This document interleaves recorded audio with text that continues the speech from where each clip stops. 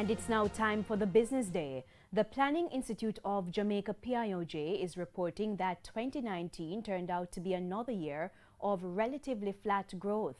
PIOJ Director General Dr. Wayne Henry made the disclosure during yesterday's quarterly press briefing. Andrew Ladley reports. Gross domestic product or economic growth tracks the health of a nation's economy. The PIOJ is reporting that Jamaica has achieved 20 consecutive quarters of positive economic growth. But the actual numbers also tell another story. They show that economic growth has remained largely subdued. For example, the highest quarterly growth last year was 2% recorded in the fourth quarter. It explains why the annual growth rate has averaged about 1% over the last decade, and according to Dr. Wayne Henry, 2019 was no different. For calendar year 2019, real GDP is estimated to have grown by 0.9%. This represents the 7th consecutive year of GDP growth. Last year's lower than expected growth resulted from obstacles like the closure of the Gisco Alpart plant and unfavorable conditions in the agricultural sector. Dr. Henry admits that those challenges are likely to continue. Growth, however, is expected to be stymied by a continued decline in the mining and quarrying industry, reflecting the temporary closure of Alpart for the next 15 to 21 months. He also revealed that projected growth for the upcoming financial year will continue flat.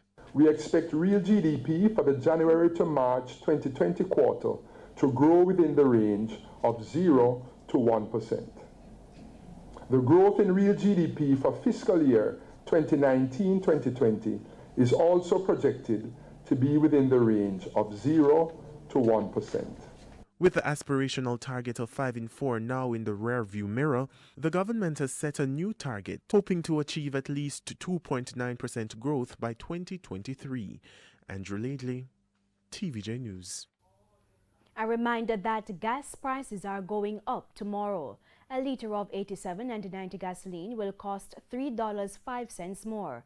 The increase brings the cost for those two products to the highest they've been in 6 months.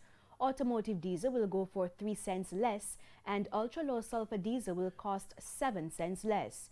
Kerosene is down by 10 cents.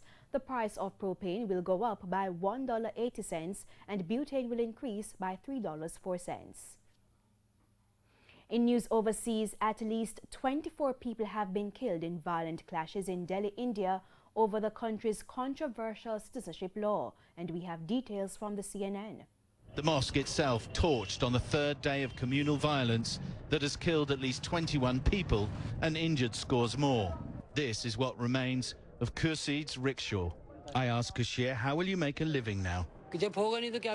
He said, when there is nothing left, how will we earn? We will steal and then drink poison and die. Do you think that the policies of Mr. Modi have contributed to this? That is true. If they didn't make this law, that would not have happened. But the law is right from his perspective. He is our Prime Minister, and people shouldn't riot like this, he said. The Indian PM has appealed for calm, but scores have died in riots and protests this year across India, and the bloodletting looks far from over. And the primetime news package continues with sports right after the break. Jermaine Brown is standing by.